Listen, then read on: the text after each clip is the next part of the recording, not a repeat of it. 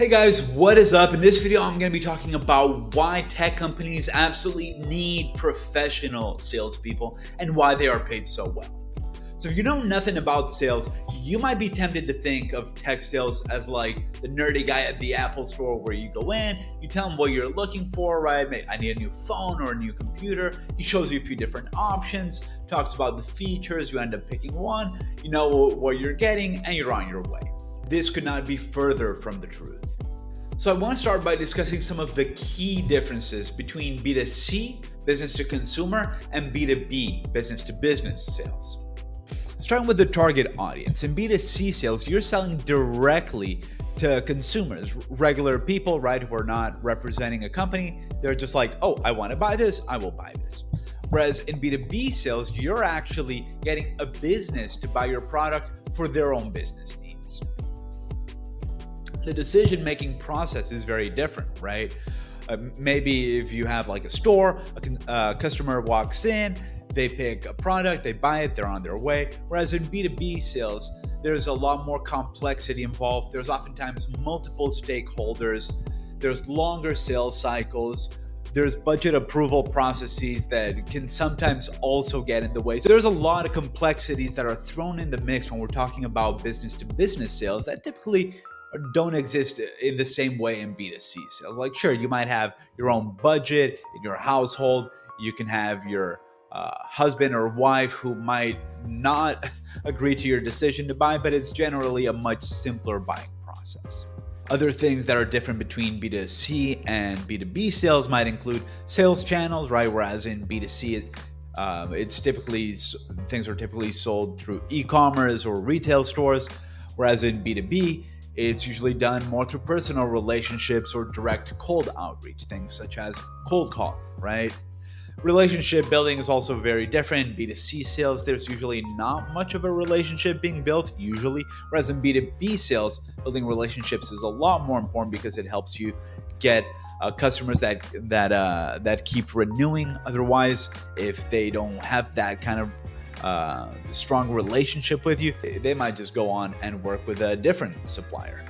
So these are some examples of some of the key differences between B2C and B2B sales. But I want to discuss what makes tech sales hard. In other words, why companies actually need professional salespeople and why they are paid so well.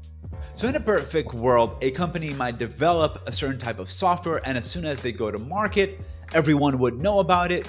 They would rationally and logically determine if they would benefit from adopting this solution.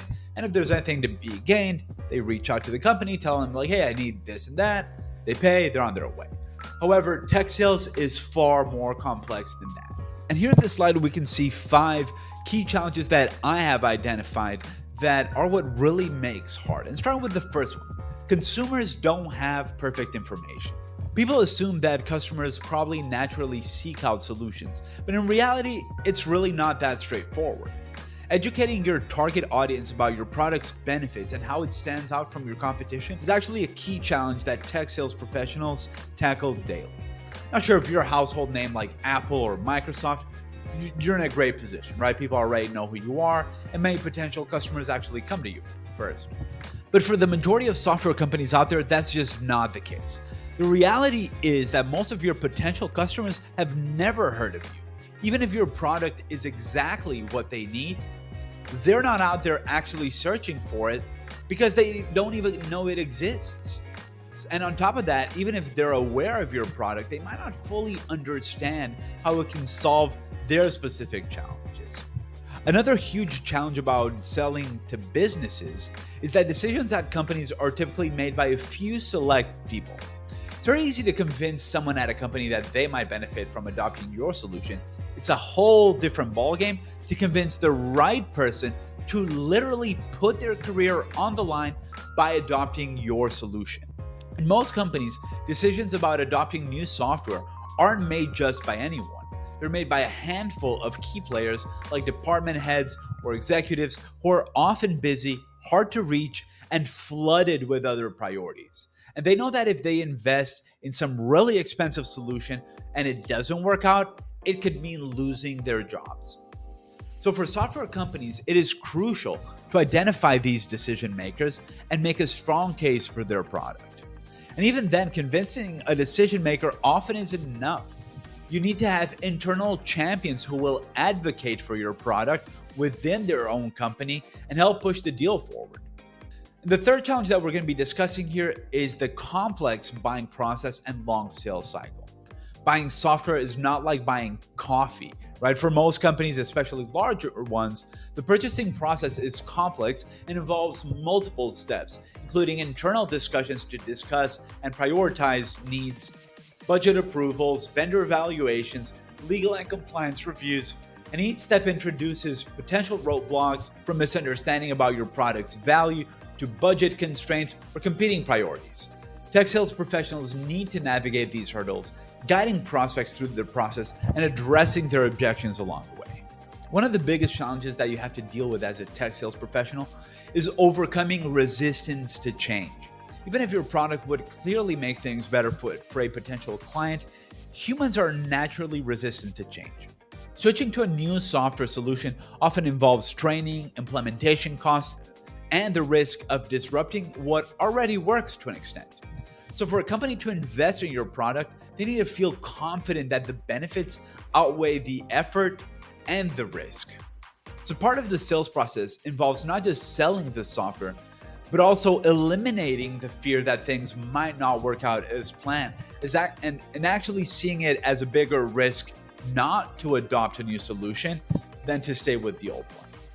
And the last challenge on here is the competitive landscape. Let's not forget about competition, right? In tech sales, you're rarely the only option on the table. Your potential customers are likely evaluating multiple solutions at once, and each of them is promising to solve their problems, often with different features.